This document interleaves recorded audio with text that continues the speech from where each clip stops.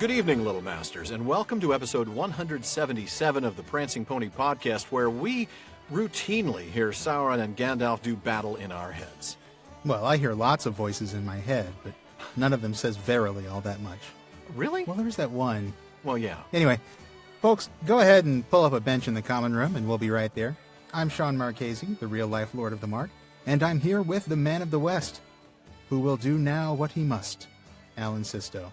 Indeed I will, and what I must do is have you lead us into today's intro segment, and I'll do it alone because some I cannot trust. Well, you cannot trust me to not do this segment every chance I get, Uh-huh. which of course means we're starting the show off with Philology Fair.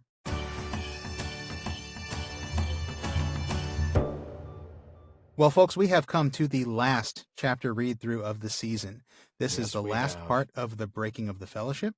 It's the very end of the Fellowship of the Ring. Mm-hmm. And it's the last time we're going to see the Fellowship together for, well, several years of primary world time. That is true. It'll be a while, won't it? It will, and even then, it's not going to be all of them. So, Boromir, yeah. I mean, I guess technically it's not all of them now, but, you know. True. Anyway, it seemed appropriate to me to spend a little time today in our Philology Fair diving into some word nerdery on the word fellowship. You know, it's funny. You suggested this to me a few weeks ago, Sean, and you and I were both surprised. We had to do word searches in our folders. We thought for sure we must have done this word by now, but Yeah, we actually I know. hadn't. So I I guess know. really it's tonight or never, huh? It really is tonight or never. So, yeah, that's why we're Why here. does that sound like it should be a song? I mean, I can't think of Because it. So, tonight. well, yeah, or never, but I don't know. See? Oh. I've already sung a Genesis song. It's only been, a few minutes. Who had 2 minutes in the pool? Who had 2 minutes? Good. You win. So, all right. Anyway, fellowship, as you may be able to tell, is a solid Germanic word. It's been in English since at least 1225 in Middle English, and possibly, according to the Oxford English Dictionary, as early as 1045 in Old English. Wow. Now, it's possibly of Scandinavian origin. The reason that lexicographers say that is because there is a similar Old Icelandic word, and I'm going to butcher this horribly, so apologies to our Scandinavian listeners. Old Icelandic word félagskapur, which is a cognate. Okay. Yeah, cognate with fellowship. Mhm. And it's probably pretty obvious that the English word fellowship is just a combination of fellow, meaning partner or companion, Uh-huh. and the common Germanic suffix ship, which indicates the state or condition of being something, being whatever. Uh-huh. In this case, the state or condition of being fellows. So it's not like a fan fiction thing of putting two people together. It's not that sort of ship. No, it is not that sort of ship. Good. And it's not the Good. sort of ship that floats. Thank you. Now, the OED actually believes that the word fellow came first. Fellowship is derived from fellow, not the other way around. And fellow is the really interesting word here. It was also an early borrowing into Old English from one of the Scandinavian languages. Its original sense was probably something like a business partnership or joint venture. And we know that because it has a very strong similarity to a couple of Old Icelandic words. Old Icelandic fe, which means money or property, and that's cognate with the English word fee. Uh-huh. And Old Icelandic lag, which means something which is laid down, an arrangement or partnership, and that's cognate with the English word law. Oh, So okay. what we're seeing in the word fellow is a borrowing into Old English of a Scandinavian word that had some kind of very strong connotation of obligation. Yeah. We've got these words like money, words like arrangement, Joint contract, venture. fee, Right. and law, business venture. Yeah, I mean, it's a very strong sense of obligation with this word. Right. And as I think about that, I'm reminded of that debate between Elrond and Gimli that we saw way back in The Ring yeah. Goes South. Remember when Yeah. Elrond said, "No oath or bond is laid on you to go further than you will." That's right. And yet there is an implied mutual obligation there just by virtue of the fact that Tolkien uses the word fellowship to describe the company. But does Tolkien use the word fellowship? I mean, at this point in the story, neither Elrond nor anybody else has been calling them the fellowship. That is true. That is very Yeah. true. Now, of course, that's until this chapter title, I suppose. Well, And there's yeah. not a Tolkien fan out there who doesn't think of this group of 9 walkers as the Fellowship of the Ring. I mean, come on, True. it's the title of the volume. But you're right. They're never actually called the Fellowship in the text itself of this book. Right, of this volume, right. They're called that in the prologue, Mhm. They're called that in the appendices, but the word fellowship is only used a few times in the text itself by the narrator or by the characters to describe the group. Mhm. I did a word search. I counted 9 times in all 3 volumes. 9 times. 9 times. He wasn't sick 9 times. Very, very subtle Rooney reference there. Nicely Yeah. done. I Yeah. wanted a car, they got me a computer. So, thank you, Ferris. 9 times in all 3 volumes is the word fellowship actually used by the narrator or the characters to describe the group. And even then, it's usually just the fellowship or our fellowship. It's only the Fellowship of the Ring, capital F, capital R, once at the end when Aragorn calls them that. And right in the middle of the first movie when Howard Shore's score peaks, right as they're cresting that hill. No, I'm just kidding. But it does seem like... It had that weight, didn't it? It totally had that weight. It did. That was like the moment. It was also Yeah. literally the halfway point in the extended edition. But yeah. It does seem like this fellowship idea is another addition to the frame narrative. The fellowship didn't call themselves that, but once everything was over, King Elisar called them the Fellowship of the Ring, and so that name is what stuck. That was the one used by later scribes who put down this story in the Red Book of Westmarch, or put this story down in the books that would eventually be used as the source for the Red Book of Westmarch. Right, and that does kind of seem to be maybe what's implied here with Tolkien actually using it for chapter titles, referring to them as the Fellowship of the Ring in the appendices and the prologue. Yeah, it's all that supplementary material, all that meta material where they're called the Fellowship. And it's just the one time, really, that they're called the Fellowship of the Ring in the text. That's right. In this volume, they've almost always been called the Company with a capital C. That is right. That's the word that I keep seeing. Yeah. And that's an interesting word itself because it comes from the same Latin root as companion, which basically means somebody that you share bread with. And that puts me in mind of all those really important bread words we saw a few episodes ago. We remember we talked about the fact that Lord comes from Hlaford. It's the bread guardian. Hlafdiga. Lady is from Hlafdiga, is the bread kneader. Right. So yeah, again, we could probably go off on a really long digression about that, but I'm sure. Unfortunately, I think we've got a lot of story to cover before we finish up the season. Probably. So. Otherwise, we're going to start bringing in, if we're going to use the word companion, we have to start talking about Firefly and whether they mean the same thing in that show or not. I don't think they do. I don't think they mean the same thing in that show that they do in this book. Probably I don't not. think so. But speaking of books, let's go ahead and get back to the book because we love the books here at the Prancing Pony Podcast. Yes, we do, folks. We bring you other Tolkien stuff from time to time, but you know that at heart, Alan and I are fans of Tolkien's books and books about Tolkien. That's our passion. Yes, it is. And as you know, we read a lot of books in preparation for the show every week. So if you'd like to get your hands on a book that we've mentioned, you're going to want to check out the official library page of our website, theprancingponypodcast.com. There we have links to every book we've mentioned on the show. And there's a lot of other great stuff on our website, too. We've got show notes and book links specific to each episode, outtakes, Prancing Pony Ponderings, and some other little extras from time to time. You're also going to find a link to our online storefront at teespring.com/stores/PPP, where you can find shirts, mugs, stickers, and other PPP gear. So please check that out. And now let's hunt for Frodo in the last few pages of the Fellowship of the Ring. We've been in this for nearly 2 years, Sean. Wow. I know. It's been a long road. And yet we still have 4 years to go until we're done with this book. Yeah, just with this story, and then we get to cover other stuff. So yeah, just in this book. Yeah. I know. Well, this time around, I'm going to have you start out literally where we left off last time with Frodo on Amon Hen. All right. There was no answer. Frodo did not even hear his cries. He was already far away, leaping blindly up the path to the hilltop. Terror and grief shook him, seeing in his thought the mad, fierce face of Boromir and his burning eyes. Soon he came out alone on the summit of Amon Hen and halted, gasping for breath. He saw, as through a mist, a wide, flat circle, paved with mighty flags and surrounded with a crumbling battlement. And in the middle, set upon 4 carven pillars, was a high seat reached by a stair of many steps. Up he went and sat upon the ancient chair, feeling like a lost child that had clambered upon the throne of mountain kings. At first he could see little. He seemed to be in a world of mist in which there were only shadows. The ring was upon him. Then, here and there, the mist gave way, and he saw many visions, small and clear as if they were under his eyes upon a table, and yet remote.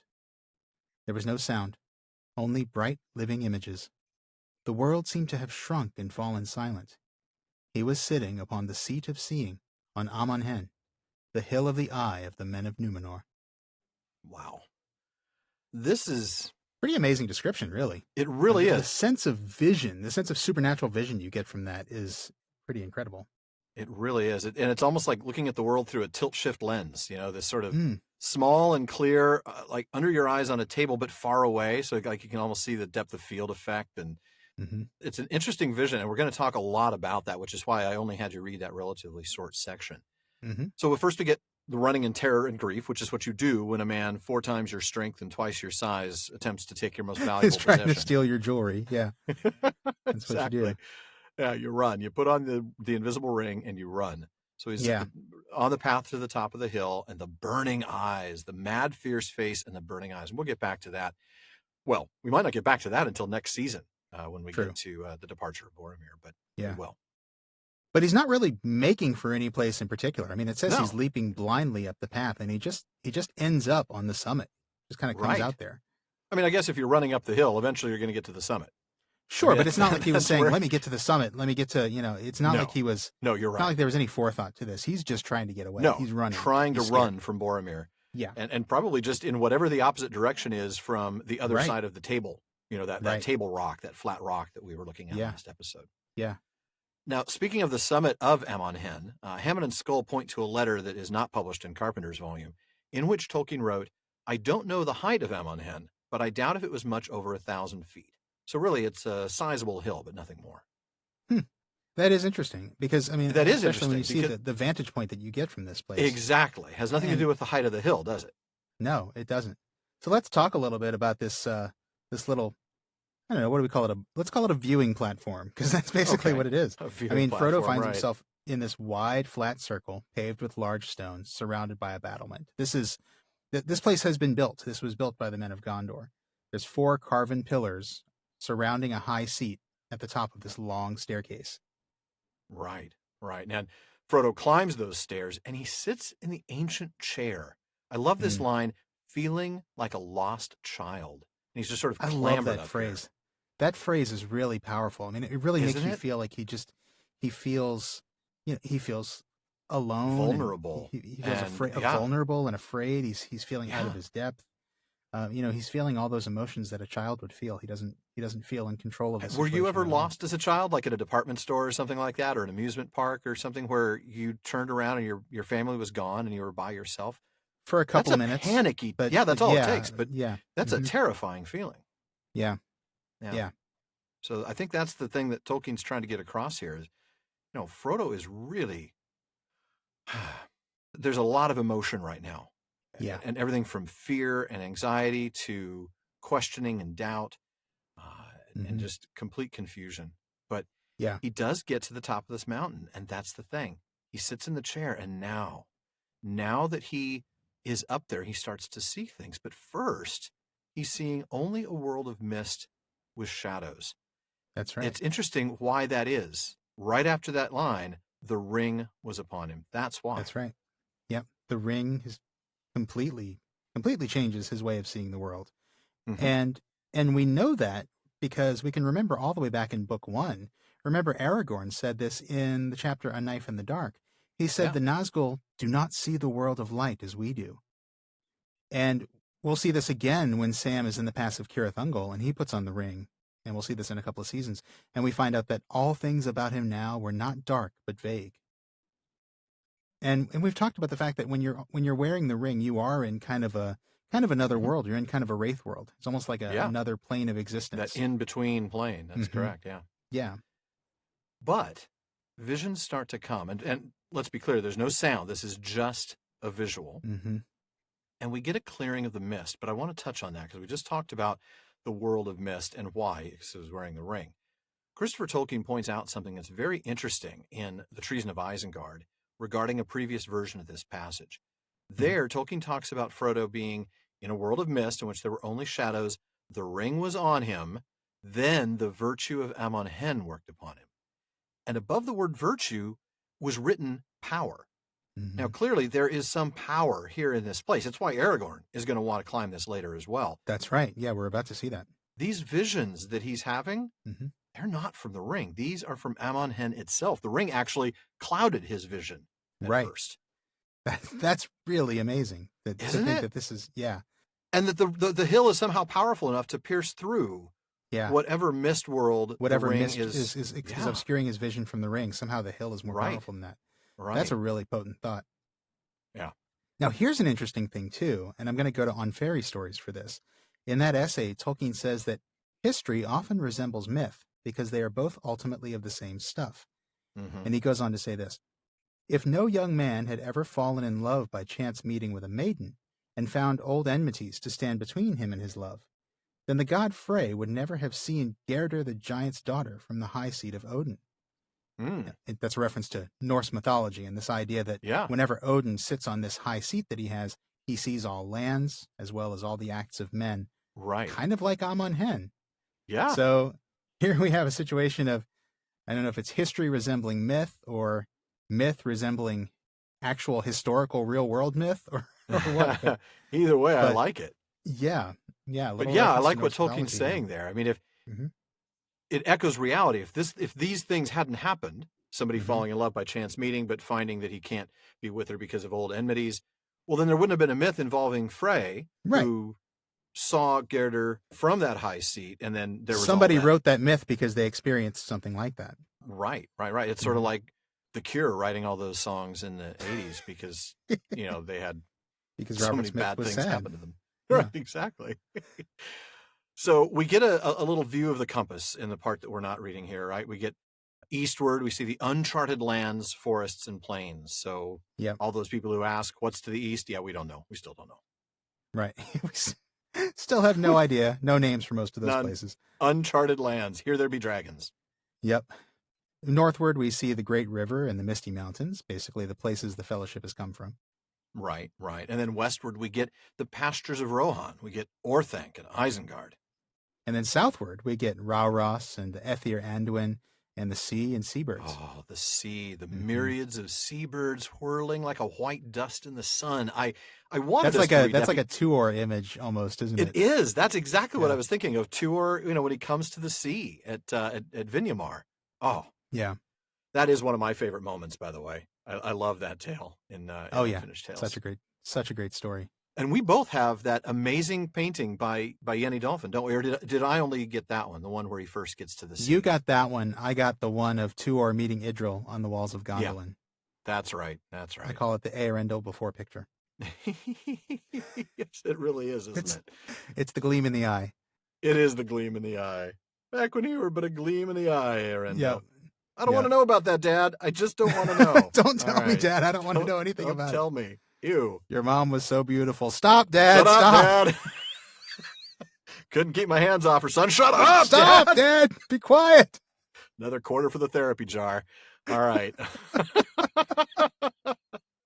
So what does Frodo see? I'm going to go ahead and pick up at the next paragraph. All right. But everywhere he looked, he saw the signs of war. The misty mountains were crawling like anthills. Orcs were issuing out of 1,000 holes. Under the boughs of Mirkwood, there was deadly strife of elves and men and fell beasts. The land of the Beornings was aflame. A cloud was over Moria. Smoke rose on the borders of Lorien. Horsemen were galloping on the grass of Rohan. Wolves poured from Isengard. From the havens of Harad, ships of war put out to sea. And out of the east, men were moving endlessly. Swordsmen, spearmen, bowmen upon horses, chariots of chieftains and laden wains. All the power of the Dark Lord was in motion. Then, turning south again, he beheld Minas Tirith. Far away it seemed, and beautiful. White-walled, many-towered, proud and fair upon its mountain seat. Its battlements glittered with steel, and its turrets were bright with many banners. Hope leaped in his heart. But against Minas Tirith was set another fortress, greater and more strong. Thither, eastward, unwilling his eye was drawn. It passed the ruined bridges of Osgiliath, the grinning gates of Minas Morgul, and the haunted mountains, and it looked upon Gorgoroth, the valley of terror in the land of Mordor. Darkness lay there under the sun. Fire glowed amid the smoke. Mount Doom was burning, and a great reek rising. Then, at last, his gaze was held. Wall upon wall, battlement upon battlement, black, immeasurably strong, mountain of iron, gate of steel, tower of adamant. He saw it. Barad-dûr, fortress of Sauron. All hope left him. And suddenly, he felt the eye. There was an eye in the dark tower that did not sleep. He knew that it had become aware of his gaze. A fierce, eager will was there. It leaped towards him. Almost like a finger, he felt it, searching for him. Very soon it would nail him down, know just exactly where he was. Amon Llao it touched. It glanced upon Tol Brandir. He threw himself from the seat, crouching, covering his head with his gray hood. He heard himself crying out, "Never! Never!" Or was it, "Verily I come to you"? He could not tell. Then, as a flash from some other point of power, there came to his mind another thought. "Take it off! Take it off! Fool, take it off! Take off the ring!" The two powers strove in him. For a moment, perfectly balanced between their piercing points, he writhed, tormented. Suddenly he was aware of himself again, Frodo, neither the voice nor the eye, free to choose, and with one remaining instant in which to do so. He took the ring off his finger. He was kneeling in clear sunlight before the high seat. A black shadow seemed to pass like an arm above him. It missed Amon Hen and groped out west and faded. Then all the sky was clean and blue, and birds sang in every tree. Frodo rose to his feet. A great weariness was on him, but his will was firm and his heart lighter. He spoke aloud to himself. "I will do now what I must," he said. "This, at least, is plain. The evil of the ring is already at work even in the company, and the ring must leave them before it does more harm. I will go alone. Some I cannot trust, and those I can trust are too dear to me. Poor old Sam, and Merry and Pippin. Strider, too. His heart yearns for Minas Tirith, and he will be needed there, now Boromir has fallen into evil. I will go alone, at once." And I apologize for the length of that reading. I really should, but there was no way to break that one up, was there? No, I mean, not. You can't skip any of that from what he sees to then the eye, and you can't just leave it after take off the ring and then end it there. So thanks for bearing with me on that one. Yep. No, it was well done. Well, thank you, sir. Well, let's go back to the very beginning and all these signs of war that Frodo saw. So much action. So much. There's orcs crawling out of the misty mountains. There's an image for you. Yeah, like ants. Oh. Yeah, like vermin or something coming out of the mountains. Strife in Mirkwood. The land of the Bearnings is aflame. I know. There's a cloud over Moria, and there's smoke on the borders of Lorien, and fire in the sky. Fire in the sky. Little smoke on the borders.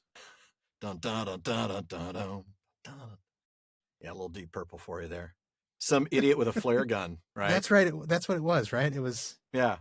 Something with a flare gun. I know like the first three lines. Basically, I know up to the point where they mentioned Frank Zappa. That's about it. Yeah. Frank Zappa and the Mothers or something like that. Yeah.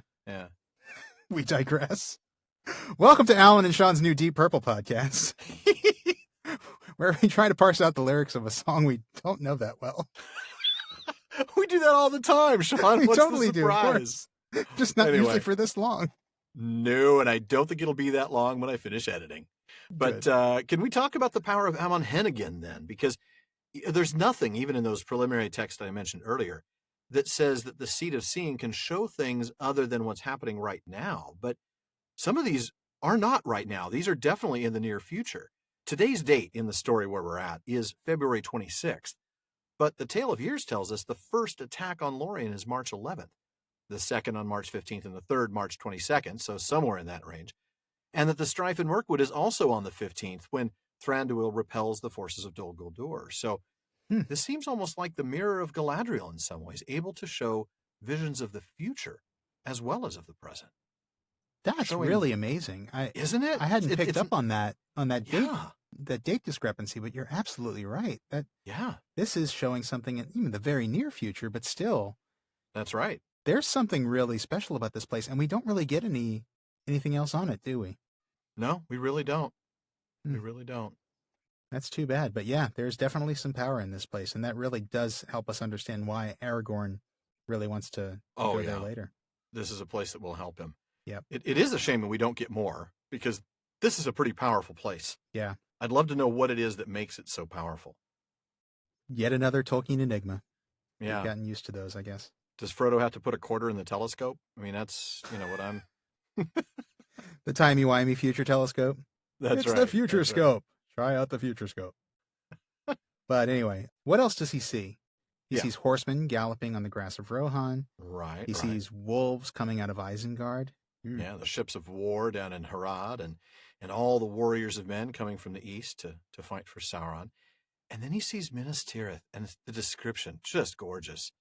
White-walled, many-towered, proud and fair. I love this. The battlements glittering with steel, and the turrets bright with banners. What a gorgeous vision. And what happens? Hope leaps up in his heart. He feels hope. He does feel hope. And hold on to that, because at the end of the paragraph, that's going to go away. That's all. That's right. I think it's worth talking about it a little bit, because hope leaped in his heart when he thinks of Minas Tirith, or when he sees Minas Tirith. That's correct. For a moment, do you think maybe he might have changed his mind and gone to Minas Tirith? Ooh, maybe. I mean, probably not now that Boromir's done what he's done. Well, yeah, he's not going to go wherever Boromir's going. That's for sure. Right. Yeah. At this point, he's getting as far away from Boromir as possible.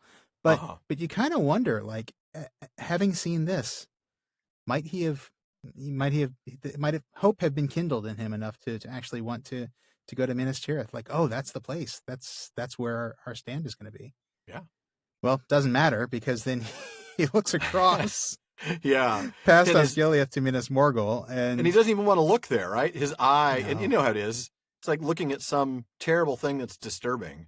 Unwilling, his eye was drawn. Yeah. It's like, you can imagine him kind of seeing it just on the edge of sight. And he's like, I see something really dark and scary there. I don't want to look. And then you look, and the grinning gates of Minas Morgul. That is a description right there, because... Isn't it? Again, the personification of... Well, this isn't nature this time. This is the personification of architecture, but still, it's... Right. It's like Sauron. It's still the personification of something that's not a person. Right. The grinning gates. There's this wicked grin on the gates, this sort of mocking... And that little alliteration, too. Grinning gates, Minas Morgul. I love that. Mm-hmm. Yeah. Not a grim grinning gate, but... Grinning gates go out to socialize. I'm reminded of that idea of, the circle of light here, and the inevitable defeat that Frodo is going to see. And that's why all hope is going to leave him. But we're not there yet.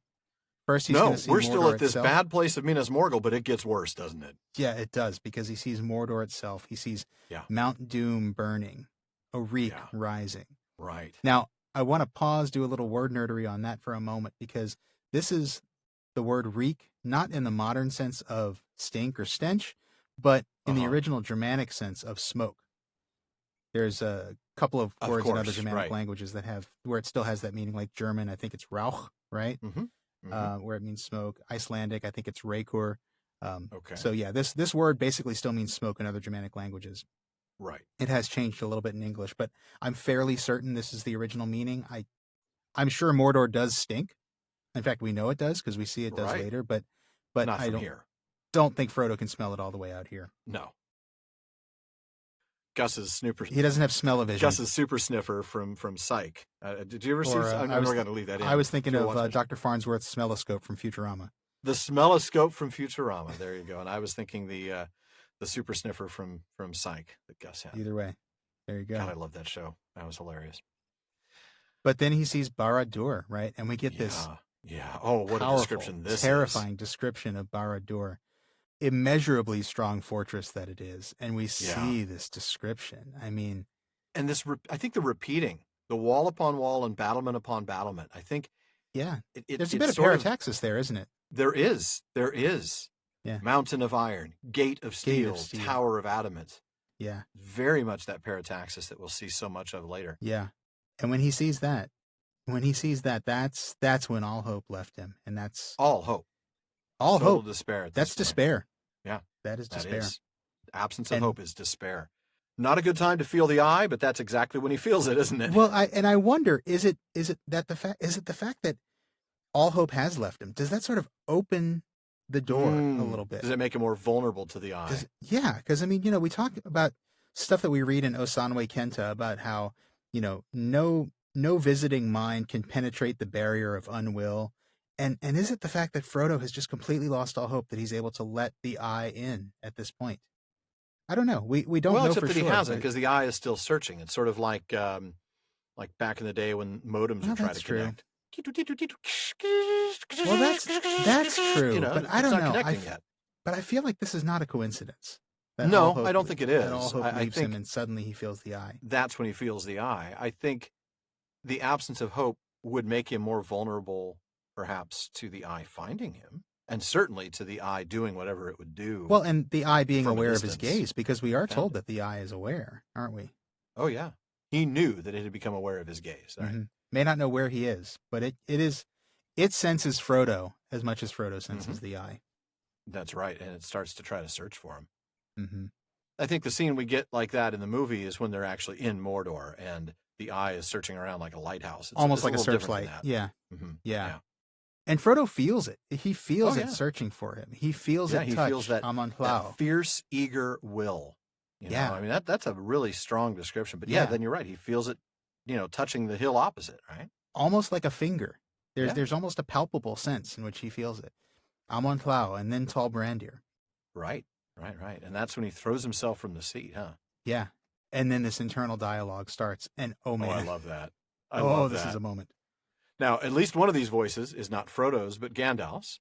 And I'm assuming you can guess which one, because it's the one that calls him fool, Gandalf's favorite term of endearment for people he loves. That's kind of a gimme. Yeah, if you guessed that, you guessed it correctly. And I love that, because if you're a first-time reader, to you, of course, Gandalf is dead. Right. Dead. He's not coming back. Right. This is the first hint that Gandalf isn't dead. That's true. Again, if you're a first-time reader, you think of this more like... It's just Frodo arguing with himself. Yeah. Exactly, but in Gandalf's voice, because Gandalf would tell him to take it off, and so he hears it in Gandalf's voice. But if you're thinking we know that this is Gandalf, don't we? Because this comes up. Yeah, absolutely. I mean, we're going to see this next season when Gandalf does come back. Spoilers. He ends up saying, "The ring now has passed beyond my help, or the help of any of the company that set out from Rivendell. Very nearly it was revealed to the enemy, but it escaped. I had some part in that, for I sat in a high place, and I strove with the dark tower, and the shadow passed. Frodo was saved from a great peril, but many lie before him still." That's right. Yeah. So definitely Gandalf calling him fool. Yeah. Tom Shippey actually reiterates this in J.R.R. Tolkien, Author of the Century. Mm-hmm. But now I want to get to another interesting question, because Shippey asks, but whose are the other two voices? The first one seems to be himself, i.e. Frodo. Mm-hmm. The second one, and here he's talking about the one that says, "Verily I come to you."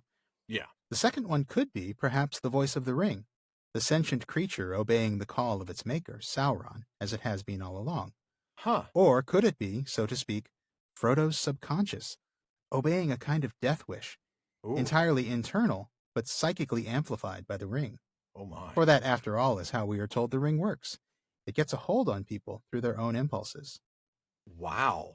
Now, this is really fascinating, and I think Shippey's onto something. I mean, we know without a doubt that there are two minds in Frodo's fighting for Frodo right now, basically. We hear Plus the voice himself. of Gandalf. We know for sure Gandalf and Frodo when Frodo says never, never. The question is... Right. But we know that the eye is there. We know that Gandalf's voice is fighting with Sauron's eye. The question is Sauron's voice here too? Right. Is this Sauron or is this the ring saying verily? But I think Shippey's onto something. I think as much as we might see like the archaic language of "verily I come" and think, oh, maybe this is Sauron. That's the ring, or that's, yeah. Yeah. But I think the verily could very well be Frodo himself. And I think it's just, I mean, it even says he's crying out never, never, or was it verily I come? Yeah, this is Frodo not sure whether he's resisting the ring or is he succumbing to the ring and to Sauron as represented by the eye. This is really fascinating, and this is a really close call for Frodo here. Oh, this is an extraordinarily close call. Yeah. Mm-hmm. And Gandalf is there right when he needs him to be. Amazing. Perfect Frodo's timing. writhing in torment, sort of caught between that moment, these two powers. That moment is just, listen to the way that text reads, too. Again, we get this beautiful alliteration. For a moment, perfectly balanced between their piercing points, he writhed, tormented. And it really does give you this sort of really tense moment of Frodo at a tipping point. Yeah. A little bit in the wrong direction. And he concedes. He gives in. Yeah. This was a close call indeed. Yeah. It is. It is really a close call. And then suddenly he's aware of himself again. It's like he comes back. He comes back to himself and he's free to choose. This. It's him himself, by himself. It's neither the voice nor the eye. Neither one is forcing him to do this. He's not a pawn. No. In their chess game. He is free to choose. Mm-hmm. And even if he chooses not to make a choice, he still has made a choice. Nicely done. Even if he chooses not to decide, he still has made a choice. That's correct. That's right. But yeah, he has one remaining instant. This is it. One remaining instant to do it. And he makes the right choice. You have one choice to make, and you have right now to make it. Yeah. And he, thankfully, chose to take it off. But again, this is one of those fate or free will questions, and the answer is yes. Because it's both. It's an amazing moment in that sense. But I think let's not downplay free will. This is pure free will. Oh, no, not at all. We're told that this is pure free will. But yes, it was fated to happen. That's the point. That's what I mean. Yeah. It wasn't fated in the sense that Frodo was always going to make that decision. Right. Yeah, that's another one of those things that gets so tricky. I know. But, I mean, yeah, I guess if you have to decide, it makes your head spin a little bit. And folks, wait for our next episode. I know. When we have a guest on, because we'll have a few of these conversations like this too. Yeah. But it is just such a great moment for Frodo, and and we see he makes the right decision just in time. The black shadow passes above and misses, groping and fading. Love that, groping out west, and then the sky is clean. Yeah, and birds singing everywhere. It's like the passing of this hand. Now that it's gone, all the good can come back to this place. Yeah. The sky and the birds. It's beautiful. And then, of course, we get, Frodo's decision, right? He's got a lighter heart now, but he's really tired, really, really tired. But at least he's got the clarity. Yeah. He now knows exactly what he has to do. He knows now that he has to leave, and he has to leave alone. Mm-hmm. And it's interesting because he said in the previous episode, the first part of this chapter, he told Boromir that he had clarity, that he knew now what he had to do. Oh, yeah. But obviously some part of him was still struggling with that. And this really is that moment where it's cemented for him. Mm-hmm. But you're right. Well, he has I think to leave the initial now, thing was clarity that, exactly, that's the thing. I think earlier the clear decision was, I'm not going to go to Minas Tirith. True. But now he knows he has to leave. He has to go alone. That's a good point. Yeah, I think you're right. Because he even knew that before. Remember, he told Boromir, I know what I have to do. I already know what I'm going to do. Yeah. And now he knows, well, the decision has been made. It's been made for me now. I have to do this, and I have to do it now. And I have to do it alone. Yeah. And we see the reason why he has to do it alone. He's because there are some in the Fellowship that he can't trust. Mm-hmm. And the ones that he can trust are too dear to him. Look at the hobbits. Of course he can trust the hobbits. He knows he can trust Sam, Merry, and Pippin. But they're too dear to him. He doesn't want to bring them into that danger. No. And he knows he can trust Aragorn, but he also knows that Aragorn's heart yearns for Minas Tirith. Right. He knows that's where Aragorn wants to go. Right. He knows he can't trust Boromir. He even says, quite boldly, Boromir has fallen into evil. So I clearly cannot trust the Boromir in front of me. But what's interesting here, though, is he doesn't mention Gimli or Legolas. So I have to conclude some I cannot trust, and those I can trust are too dear to me. And he names 4 people: Sam, Merry, Pippin, and Strider. So does some I cannot trust actually refer to Gimli and Legolas? I mean, maybe he just doesn't know whether he can trust them. It clearly does. And it's not that it's anything personal against them. It's he doesn't have that close bond of friendship that he has with Sam. He doesn't Merry, know and that Pippin. one of them won't be overcome with desire to take the ring like Boromir was. Right. I mean, he's not placing them in the Boromir category and assuming that they're evil like Boromir is just... They're somewhere in the middle. They haven't been tested yet. Boromir's been tested and failed. Mm-hmm. Aragorn's been tested and passed. Legolas and Gimli just haven't been tested yet. Yeah. Yeah. And he knows Sam, Merry, and Pippin would pass, or he trusts that they would. And yeah, I don't know. I mean, the ring does work, terribly, terribly efficiently. Yeah. And if he had gone off with Sam, Merry, and Pippin, that the ring would have tried to work on one of them. Oh, yeah. But yeah, he certainly believes he can trust them. I know, that'd be awful, wouldn't it? Oh. Well, so that brings us to the end of the passage that you read. Right. Despite having made up his mind to go alone at once, he still has a moment of hesitation in this next bit here. Oh, yeah. But, he has this moment where he says, if I don't go now, I never will. Right. And, Sam will understand. And, probably the others will too. They eventually will, right? I do think it's interesting that Frodo is concerned about his friends understanding. He makes... Yeah. It's a difficult choice, and he wants his friends to understand why he does what he does. Yeah. But I do kind of like that moment. It's a very human moment at a very sort of epic point in the story. Mm-hmm. That's a good observation. It really is. And then it's done.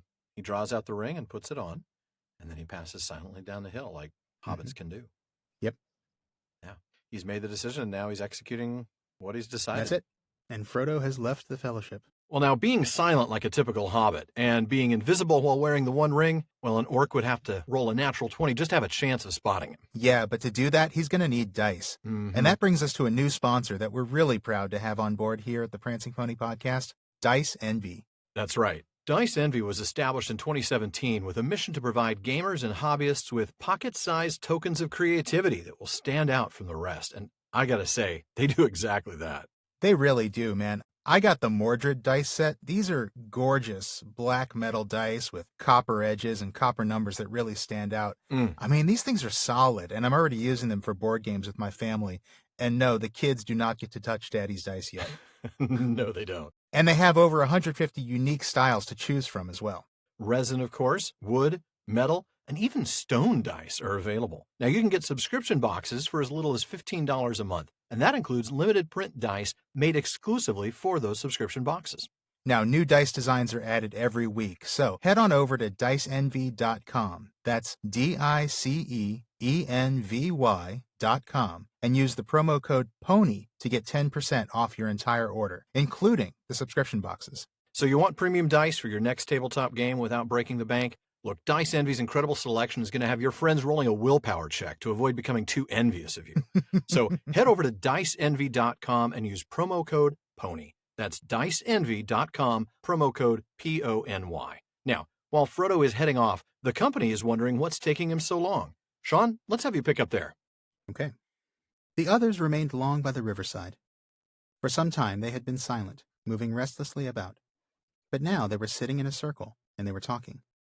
Every now and again they made efforts to speak of other things, of their long road and many adventures.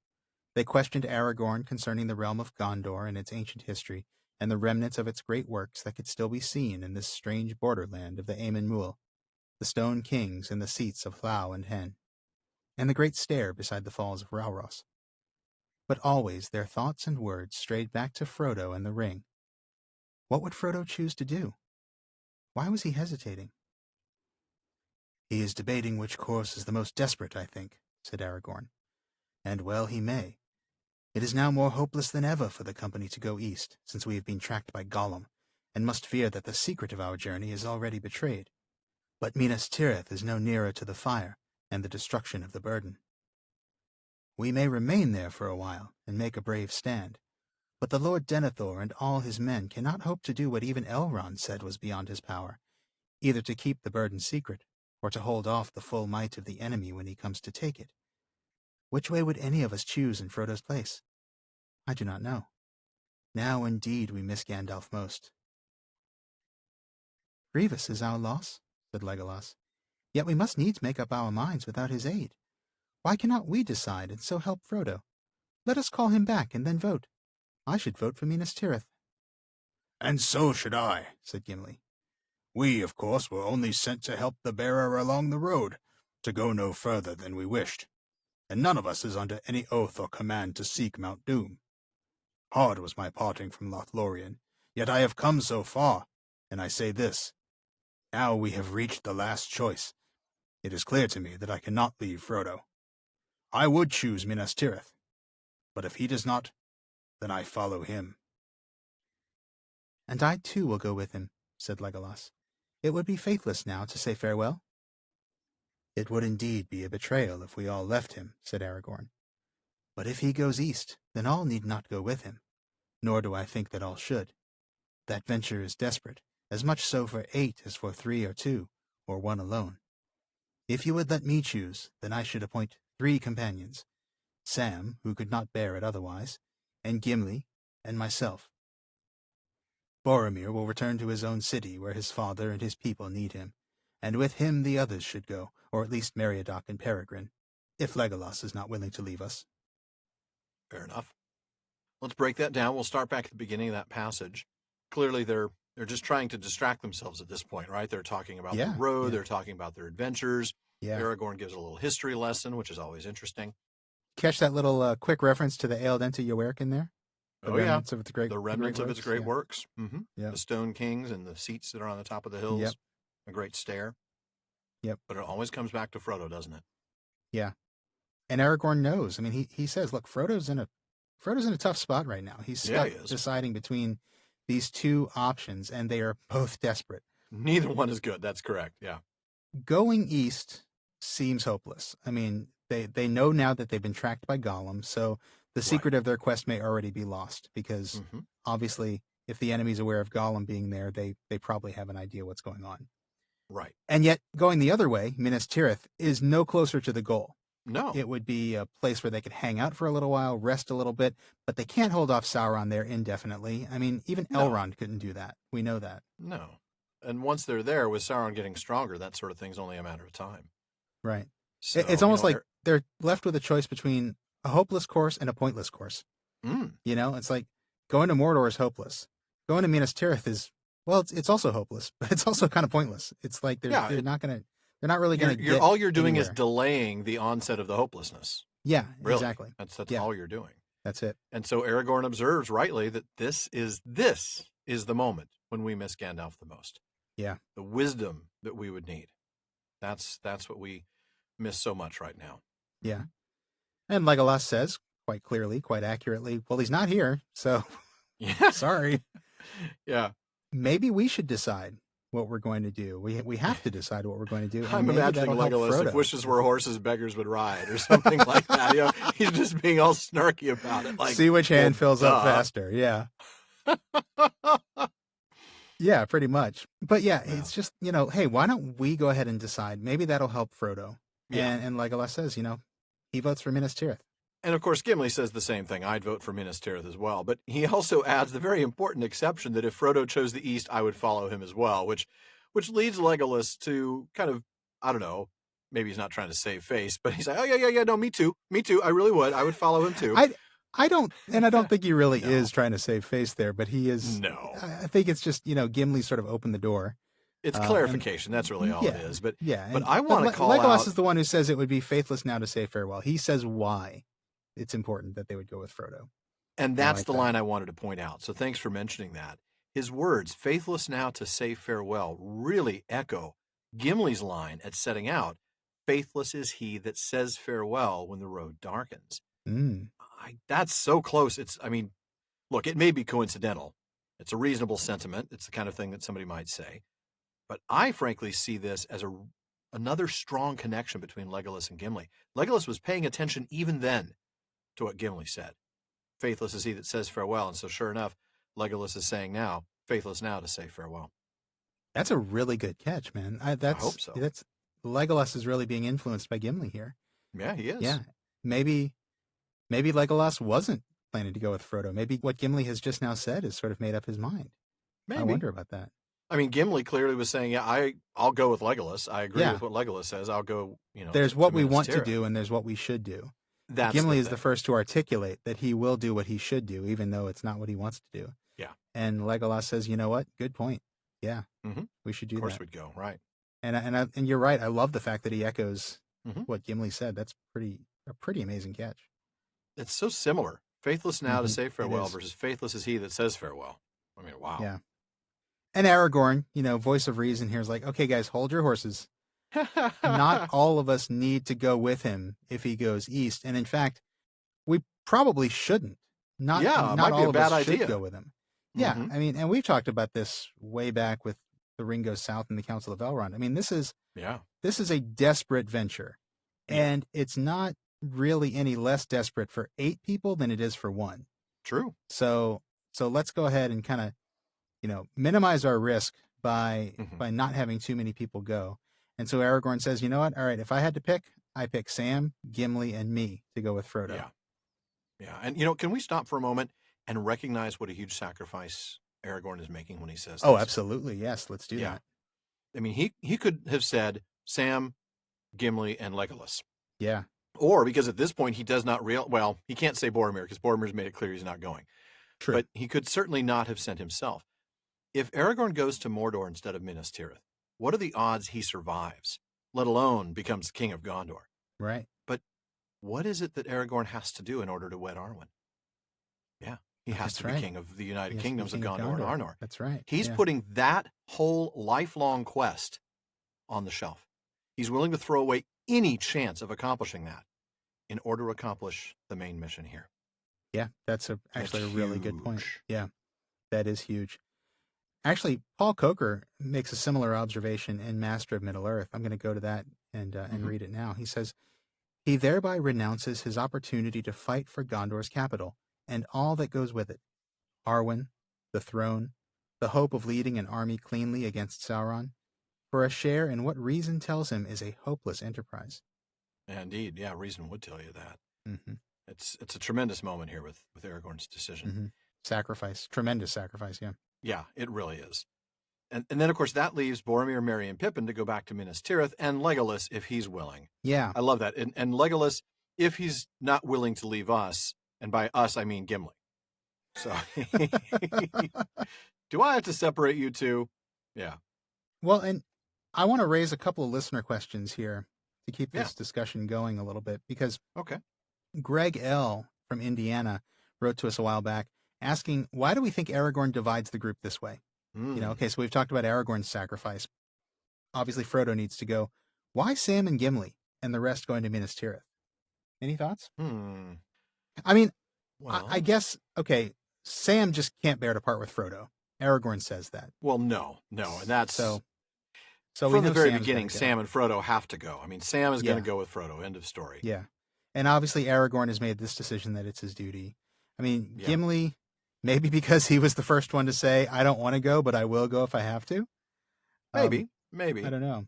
I mean, I look at it like this. There's no point in sending more to Mordor. We've talked about that, right? Yeah, we talked about that. It's no easier for 8 than it would be for 1. Sending all 4 hobbits, right? If we have to send Sam, but should we send Merry and Pippin too? I don't think so. Sending all 4 hobbits... That doesn't make any sense at all. Yeah. Not at all. It increases the silliness quotient, frankly. And with Pippin in the party, it just increases the risk that something foolish is going to happen. Yeah. I mean, frankly, they're just safer in Minas Tirith with Boromir, whether they want to go or not. That's exactly right. And we know they wouldn't want to go. That's where they belong. No. And that's the thing. And he's not going to separate Merry and Pippin any more than he would separate Sam and Frodo. Right. It doesn't make any sense to take Pippin by himself. Right. So that part of the decision is easy. Take Merry and Pippin, they go to Minas Tirith. You already know Boromir's going to Minas Tirith. So that leaves only the Legolas and Gimli decision. Right, that's true. My first thought is that maybe, just maybe, because Legolas is an elf, maybe Sauron or the Nazgul or the orcs would sense his elvish presence more easily than they would of Gimli, Sam, and Frodo. That's the only thing I can think of. Or he's just tired of Gimli and Legolas hanging out together. It could be that too. No, I could get there. Yeah, the idea that an elf going in there. I mean, we talked before about Glorfindel going into Mordor was not going to be a good thing. And I think we even talked about the fact that, man, the armies of Sauron would feel that power if it were nearby. Yeah.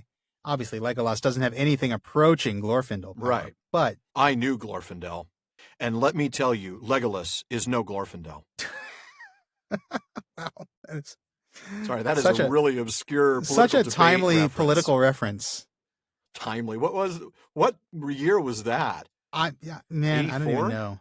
That's 80s or 90s. I don't know. I'm not. Yeah, I don't know. I'll have to look that up during your next reading or something. But no, I think I can get there. I think Legolas is not, but he does say he'll let Legolas decide. So obviously he's not too worried about Legolas being detected. I think it might have something to do with the fact that Gimli's the first one to to admit he doesn't want to do this, but he would. Maybe he feels like Gimli would be. Yeah. I almost hate to say this, that Gimli might be more faithful on the road than Legolas would be, but maybe that's just Aragorn saying, look, if I got to split Gimli's these guys tougher. up, He's got a higher endurance stat. He's got a That's higher true. strength stat. He's, we're going into a hard place, and dwarves are made for hard places. That's true. There's a little bit of that. That is true. Plus, maybe there's that practical sense of if we find orc armor, it more likely is going to fit Gimli than it would Legolas. Well, that's true, but it's not going to fit Aragorn. Well, no. Honestly, hard places might be something to it too, because they've got mountains to cross. They've got, these slag heaps that they have to get across. I mean, that seems more like a dwarvish place. If they had to go through a forest or something, maybe Legolas. But yeah, Gimli seems better for Mordor. By the way, totally apropos nothing. I looked it up while we were discussing that, and I thought 84 was actually 88, and it was in the vice presidential debate between Lloyd Benson and Dan Quayle. And it was no Jack Kennedy. Right. So just that is as close, ladies and gentlemen, as we're going to get to politics on the broadcast. Just so you know. That one is clearly past the statute of limitations. So I think it has. I think it has. Yeah, pretty clearly. Well, appreciate that discussion. Well, the one before it, not so much the last one. Not so much the. Not so much the. I mean, how many people can actually name Lloyd Benson or Dan Quayle as the two people that took part in the vice presidential debate in 1988? Right. But no, I appreciated the discussion about why those were chosen. I want to bring up another listener question here. Darren F. wonders, how would this whole scene have been different if Gandalf were still alive? Now, we touched on this a few episodes ago with just how different the story would have played out. And it is interesting to think, if Gandalf were still here, obviously Gandalf is going to Mordor. Yeah. And Aragorn is going to Minas Tirith. Does the rest of the Fellowship break up the same way? I don't think Gandalf would let Merry and Pippin come to Minas Tirith. I think you're right. I don't think Gandalf would be willing to let them go any more than Aragorn I said would. Mordor, but I meant he would send them to Minas Tirith. He wouldn't let them go to Mordor. So right, he would take Frodo, clearly. Yeah. And he would also know he has to take Sam. So those two would certainly go. Yeah. Boromir, Aragorn, Merry and Pippin would go. The only question comes back down to Legolas and Gimli. To Gimli and Legolas, yeah. Do they both go with Gandalf and the hobbits to Mordor, or does he split them up like Aragorn did? I don't know. It's a good question. I remember last time we talked about, how differently the story would have played out with maybe Aragorn not coming, to Rohan or any of that stuff that played out. And I think that would still be the case. But yeah, it seems like this decision really doesn't change all that much, does it? No, the decision of who goes where does not change as a result of Gandalf coming, if Gandalf were still alive, sort of thing. An interesting question, though. Yeah. But yeah, the only real difference is Aragorn. Aragorn would not be planning on going to Mordor. He'd be planning on going to Minas Tirith. Yeah. And so once again, we see the sacrifice that he's making by making this choice, even though he ends up not having to do it. He's been dating Arwen for a very long time. Yes, he has. Yes, he has. If you like it, put a ring on it. And he did. I know. It's just Dad won't let him do anything about it for a while. That's all. That's right. Well, you're a nice man. You're a nice young man, Aragorn. I like. But you're not a king. But I really wanted her to marry a nice king. Yeah. Oh, and not just of one realm, but of two. We have standards. Our neighbor's daughter, she married a king, but of one realm, and we need to kind of one up them. Yeah. So you need to be king of two realms. Do you think you can do that? That Elrond, man. But at least he's not sending them to go get a Silmaril from the crown of Morgoth. Here, let me send it could be worse. That is an entirely impossible task. That is go true. To the foundations of Barad-dûr. Yeah, this would be like telling Aragorn, you've got to go to the foundations of Barad-dûr and get the 9 rings of the Nazgul that Sauron holds. Fortunately, Thingol has completely blown the bell curve for demanding fathers-in-law. Well, yeah, that's true. That is true. And so Elrond gets a pass. It's like Feanor setting the bell curve for... Sorry, I was about to say a word that we can't say on the show. But, Feanor setting the bar for jerks. Everybody's going to look great compared to Feanor. Yeah, exactly. Because you can always say, well, I didn't burn any ships. That's right. I still love anybody. My father. Yeah. Yeah, that's right. I didn't go on an ethnic cleansing binge and, just because somebody wouldn't lend me their boat. It's just class act, that guy. Yep. Oh, but he's so misunderstood. Don't get me started, man. Don't get me started. No. Let's move on. No, let's move on. Let's just Merry and Pippin, point people to season by the way.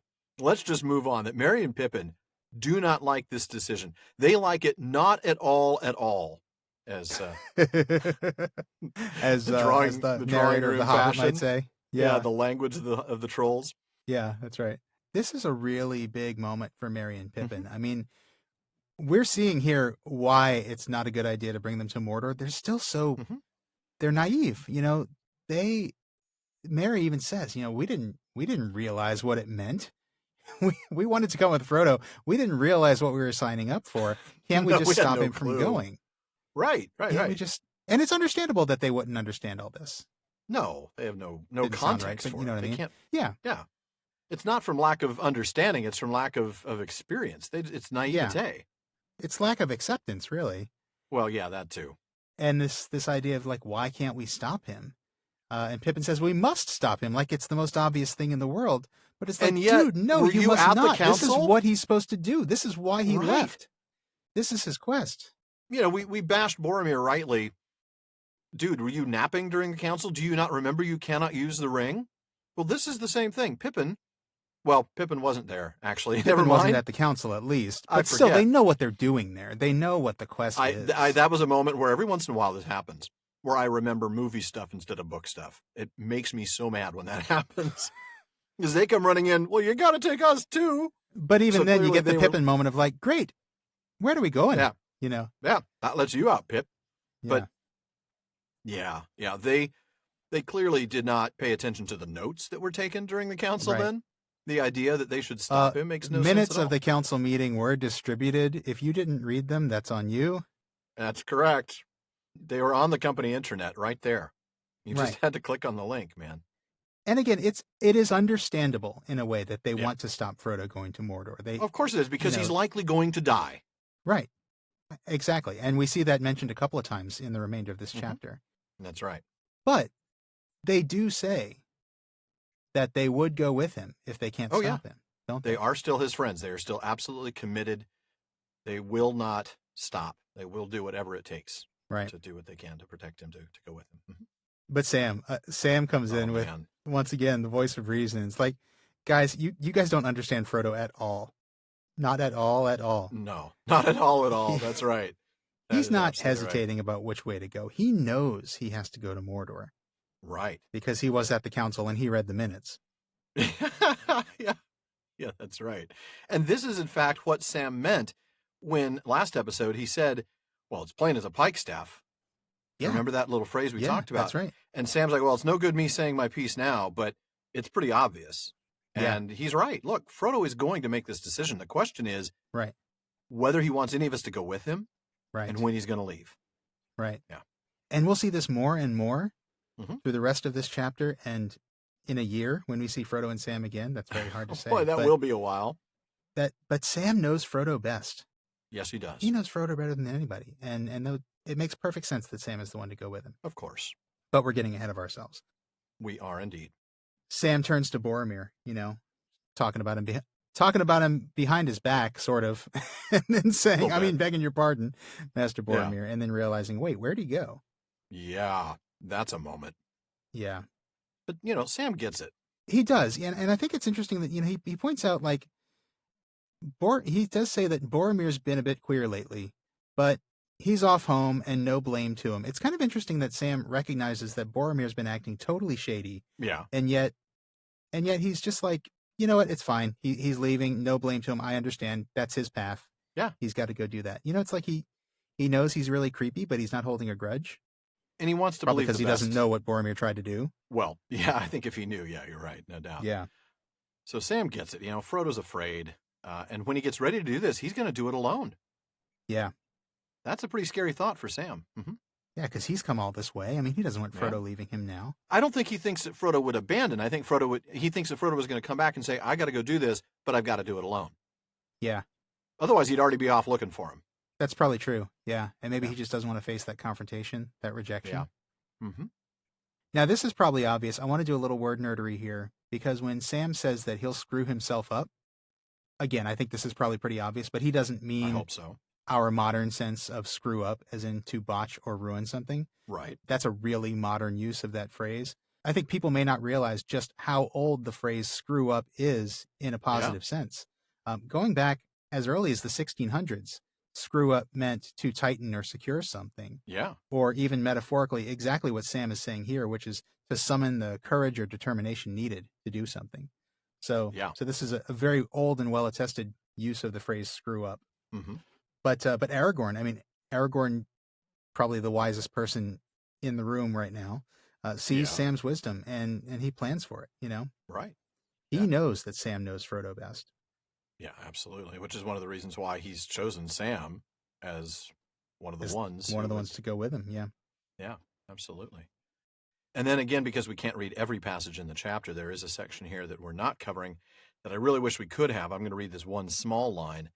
Aragorn saying, "He is the bearer, the fate of the burden is on him." This is in response to Pippin saying, don't let him go.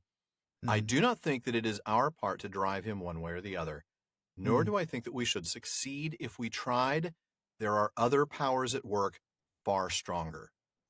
That's right before the screw himself up thing. I wanted to mention that because that's a really big spabimmy moment, if you ask me.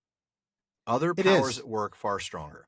Yeah. It is. It is definitely a big spabimmy moment. There's the fated part of what we were talking about a little while ago that it doesn't diminish Frodo's effort of free will. No, not at all. He still has to choose that he's going to do this and on his own and right now. But there are other powers at work. And by the way, I realize every so often when we say spabimmy, we should probably explain it because we regularly get emails from people who have just joined us and like, what in the world did they just say? Spabimmy is an acronym, SPBMI, and it means shall prove but mine instrument. It's a line from the Ainulindale at the beginning of the Silmarillion, essentially expressing the idea that Iluvatar's plan will always come to fruition one way or the other. Yeah. That even if you try to do something that is in opposition, you're still going to prove but mine instrument in accomplishing these things. The way I like to think of it is providence can turn anything bad into something good. Exactly. That's what it is. It's just a shortcut for that when we talk about spabimmy. Yeah. But notice Aragorn says that there are other powers at work far stronger. And this is not just the hand of Iluvatar. This is not just Iluvatar's hand. This is... No. That is correct. This is the ring. The ring itself. Sauron's effect. Sauron. Mm-hmm. Yeah. There are lots of power. And probably, quite possibly, Aragorn doesn't know it. Gandalf, exactly. Yeah, absolutely. Yeah. But in the meantime, he looks at his watch, doesn't he? It's totally, I totally missed the alarm. I had no idea. The time I had my phone passed. On silent mode. It's been buzzing in my pocket this whole time. Yeah, you guys, I missed the buzzer, and we have to go get him now because the morning is wearing away. Right. And that's where I'm going to go ahead and pick up. At that moment, Boromir reappeared. He came out from the trees and walked towards them without speaking. His face looked grim and sad. He paused, as if counting those that were present, and then sat down aloof, with his eyes on the ground. "Where have you been, Boromir?" asked Aragorn. "Have you seen Frodo?"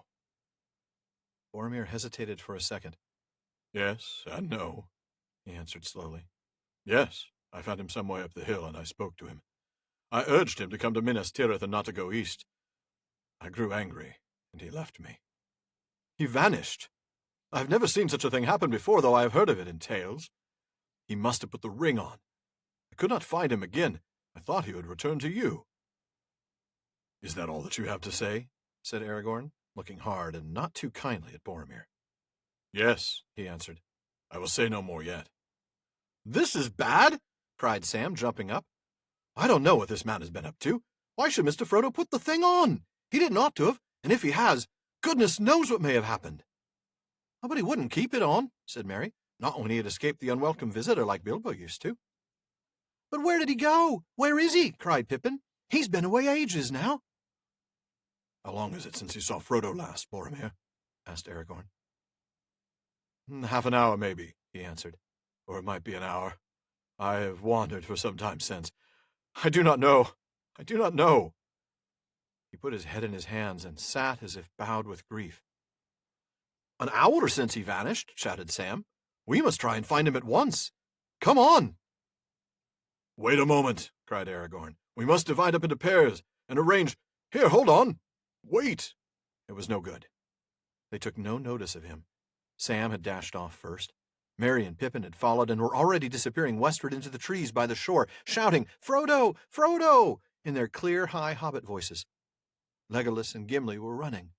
A sudden panic or madness seemed to have fallen on the company. We shall all be scattered and lost, groaned Aragorn.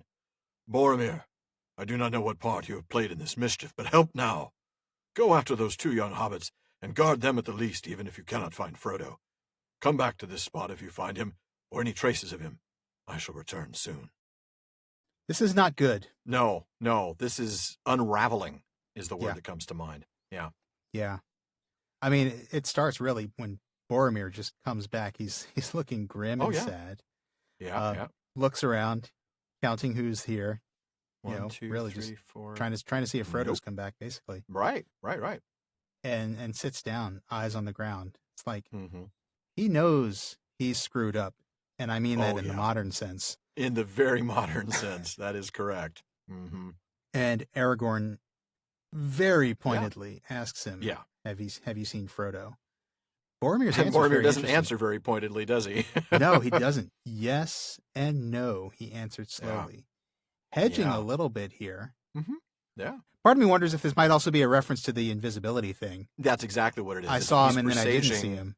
That's correct. Yeah. But there's also a bit of hedging here where I almost feel like he's thinking about whether he's going to tell the truth or not. That's how I read this. Yeah, I mean, I know Sam later says that Boromir wouldn't lie. That's not his way, and I do believe that. But I don't know. I kind of feel like he knows he messed up, and he's trying to think about how to admit it, whether to admit it. I kind of feel like that's what's going on. Probably more like how to admit it. I don't think he's concerned about whether to admit it. He even says, I don't want to talk about it any more than I have right now. Which in itself is not admitting it, right? I mean, it's like it's well, he like admits that he. I know, but I know I feel like I'm always beating up on Boromir. I'm not doing that here. Maybe a little bit. I kind of feel like he's.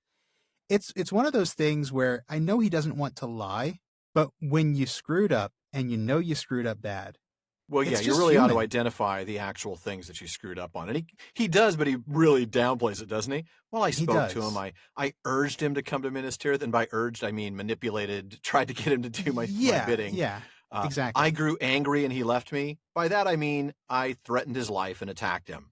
There's there's a white lie here, for sure. He's certainly covering this up. He sounds very much like a politician's son, doesn't he? Yeah. I mean, he knows how to sugarcoat this and make it sound like it wasn't such a big deal. And I don't want to imply that he's not genuinely remorseful. We know he is. Oh, no, we know he is at this point. He just doesn't know how to speak about these things yet. Yeah. He hasn't processed how to tell others this. Yeah. And how to necessarily fix it. Yeah. I think he really had hoped that Frodo would come back. That's why he was counting them, and he even talks about that.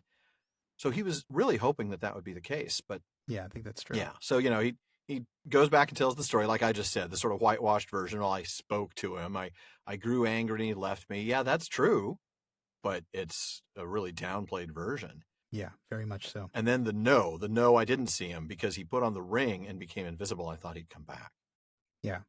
Aragorn knows that Boromir's not telling the whole truth. Oh, yeah. He presses Boromir, and like we were talking about, Boromir doesn't want to say anymore. I decline to acquiesce to your request. Yeah. Means no. Yeah. Yeah, it's like he is withholding the truth from that at this point. I think we need to acknowledge that. Yeah, I think so. He's withholding at least a portion of the truth. Yeah. Yeah. So Sam has this wonderful "this man" moment. I love that. Very suspicious, isn't it? It's kind of like. Yeah. Yeah. I don't know. It's very accusatory. Maybe more so than suspicious. Yeah. It's more accusatory.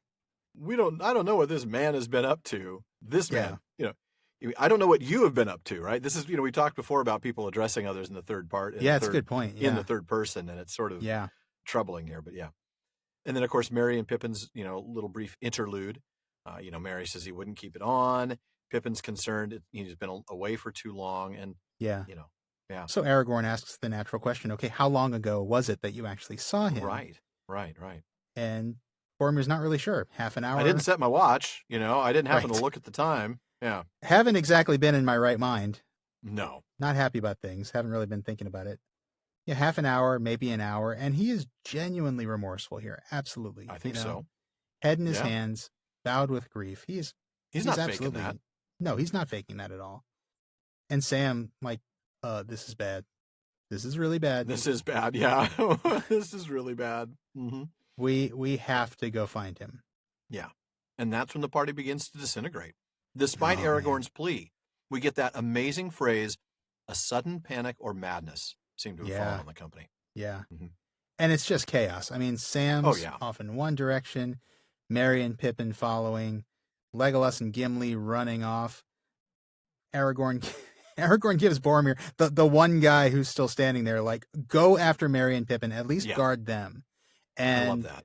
I love this because this is a chance for Boromir to redeem himself. And spoilers, he will do just that.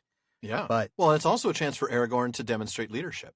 So, all right, look, that's true. I need to go find Frodo. You are the only person who can go and protect Merry and Pippin. Go. Yeah, that's true.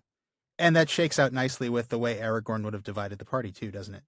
It's Boromir go true. find Merry and Pippin. If nothing else, if they never find a way to meet up again, Boromir will take Merry and Pippin to Minas Tirith. True. Aragorn hopefully will find Frodo and Sam and go with them into Mordor, which is what Aragorn wanted. But it is truly, it does appear to be madness, doesn't it? I don't know. I mean, doesn't it seem like this is the way it's supposed to go? Right? We talked about how they're breaking the party down. That's why I said it appears to be madness. Yeah, exactly. Yeah. It appears to be a mid-1980s ska band by the name of Madness. Wow. Our house. In the middle of our street. Our house. All right. We know that they can't all go to Mordor, and we really don't want Aragorn to give up the kingship to go with them. Right. And, of course, this keeps Gimli and Legolas together, which is also important.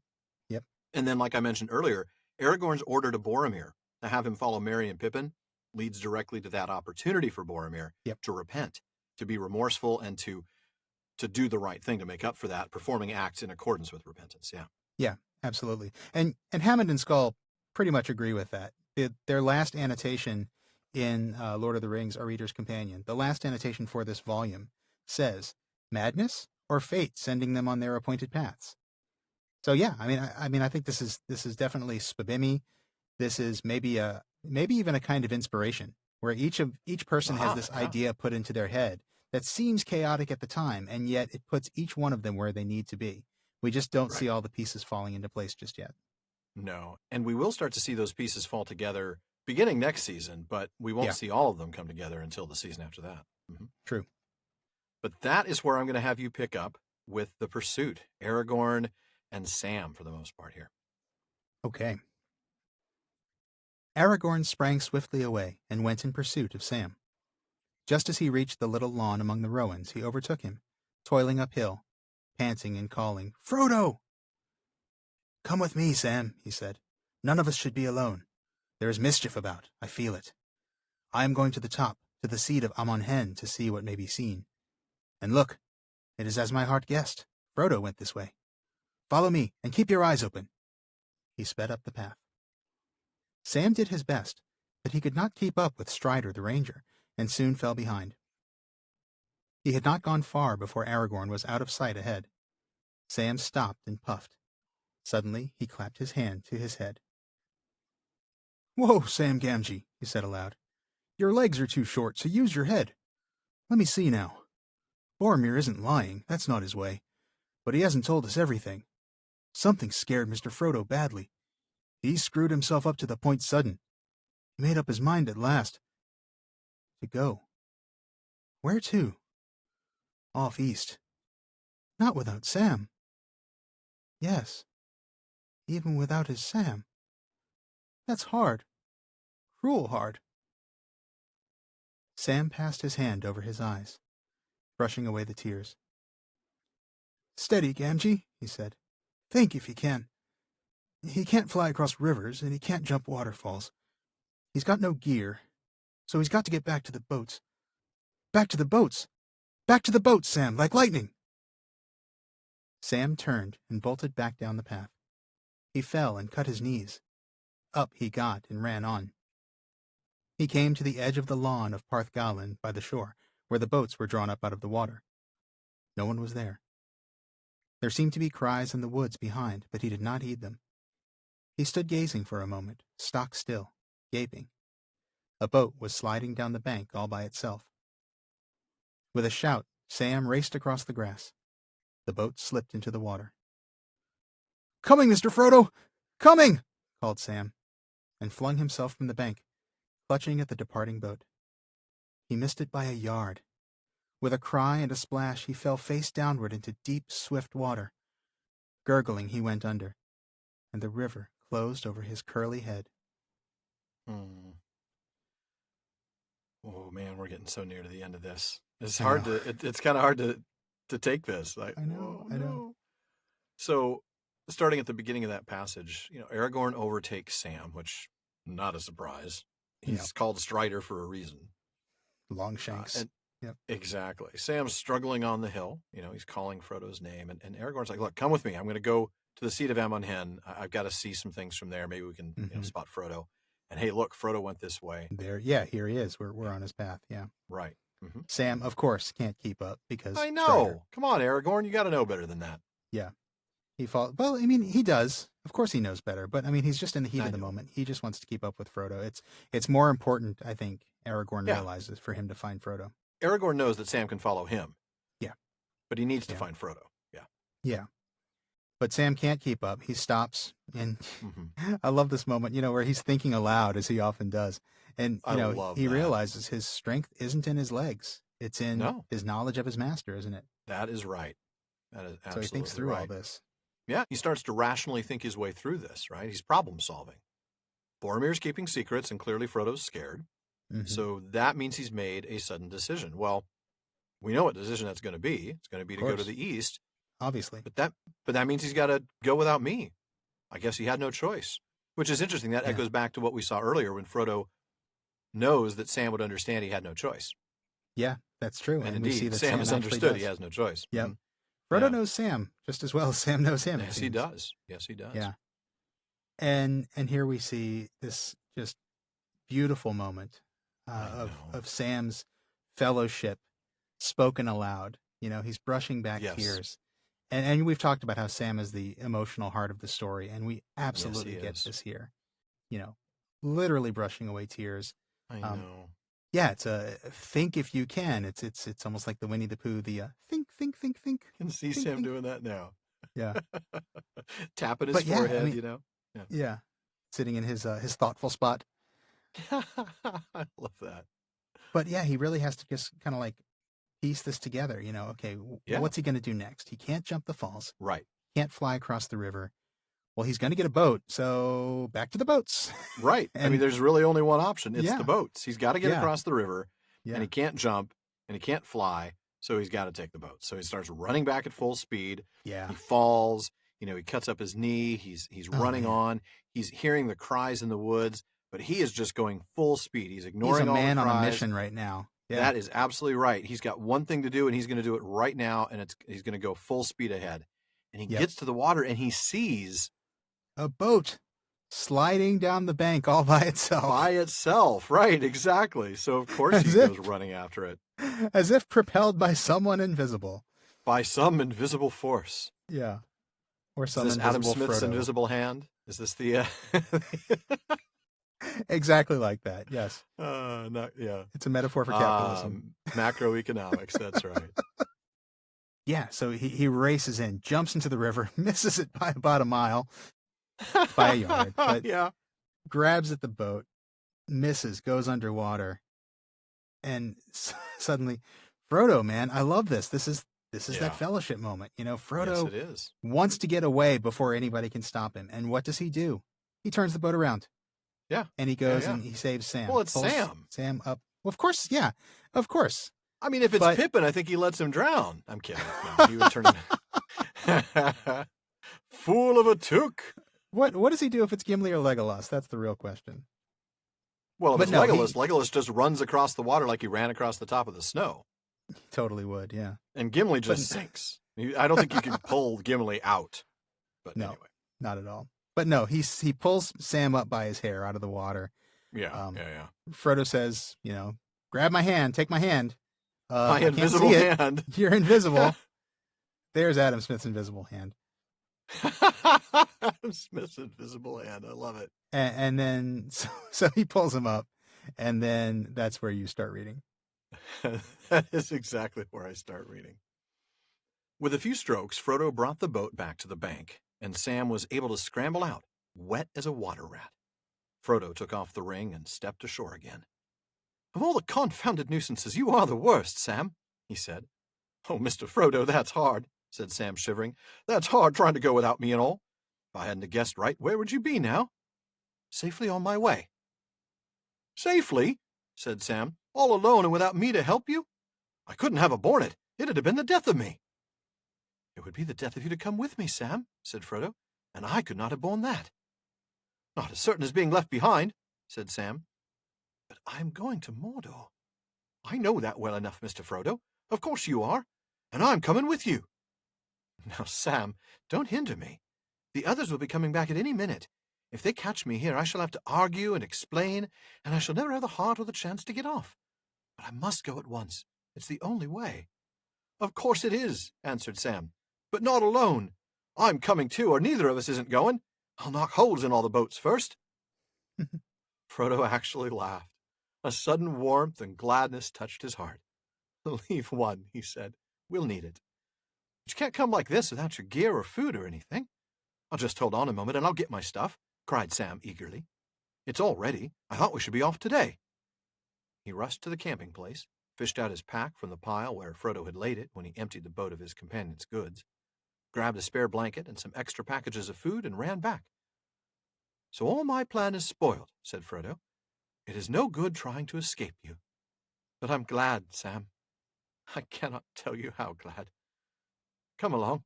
It is plain that we were meant to go together. We will go, and may the others find a safe road. Strider will look after them. I don't suppose we shall see them again. Yet we may, Mr. Frodo. We may, said Sam. Oh, man. I want to talk about that last line so much. I know. But there's hope. There's hope. We got to go back to the beginning first. Yeah. So they get back to shore, and Frodo takes the ring off and calls Sam a nuisance, thus beginning the great debate of Frodo and Sam. Yes. Oh, and he's, he says, look, man, I'd have been on my way if you hadn't guessed. Yeah, alone and without me to help you, and that would have killed me. I couldn't have borne that, right? Yeah. But I mean, Frodo really didn't want anybody to spot him leaving. He wanted to be able to get away easily without having to confront him. That's right. And he says, look, but bringing you with me would it would kill you, and that would also kill me. That would kill me, right? Because of where we're going. And this is not the first suggestion, but this is one of a few suggestions in this chapter that they will not be coming back, or at least they don't expect to. That's correct. And I labeled this the debate of Frodo and Sam, but this isn't a debate. This is an argument. This is, yes, I will. No, I won't. Yes, I will. No, I won't. This is Sam not giving him reasons to take him, but saying, it doesn't matter what you say, I'm coming with you. Yeah, but this is also Frodo he really wants Sam to go with him. He just knows he shouldn't want it. That's right. And you see that at the end. You're right. If Frodo really wanted to, he could say, Sam, I forbid you to go.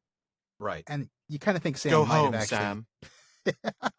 Not quite like that in the movie, but I do think that if Frodo had said, no, I want you to stay, I think Sam might have done it. But Frodo really doesn't want that. No, he really doesn't. You're right. And Sam would have had a hard time doing it anyway. But Frodo really doesn't want it. Frodo wants Sam to go with him. He knows that he shouldn't want Sam to go with him because he doesn't want anything bad to happen to Sam. Right. That's absolutely right. But Sam is absolutely, I'm coming with you. Totally. He is stubborn. He is obstinate here. Yeah. I'm going to go with you. And if I can't go, nobody's going. I'm going to go punch holes in the boats. Which is phenomenal. That is so Sam. I love it. That is pretty amazing. And Frodo's position is mostly like, look, man, we don't have time for this. I just need to go. I don't have time to explain it. That's right. But yeah, the knock holes in the boats thing, I love that because it lightened Frodo's heart. It broke through, didn't it? It really broke through to Frodo. Did. I agree. It did. Mm-hmm. And that's when he concedes. Yeah. Yeah. Fine. Get your gear and your food and your things. Yeah. Sam's ready, isn't he? He is. Oh yeah, I've already packed it. I knew we needed to go. Yeah. And again, going back to plain as a pikestaff, he knew that Frodo was going to make the decision to go. Yeah. And so he had all his stuff ready to take Frodo and to go. Yeah. So he goes back, gets his pack, gets a little bit of extra food and extra blanket, and he comes back real quickly. Yeah. Mm-hmm. So Frodo says, well, look, I can't escape you. But again, he says what we all already know, which is that I'm glad you're coming. I'm glad. I cannot even tell you how glad. And then we get that fate and free will moment again. We were meant to go together. I left of my own free will. You figured out what I was doing of your own free will. You jumped into the water risking your life of your own free will. Yeah.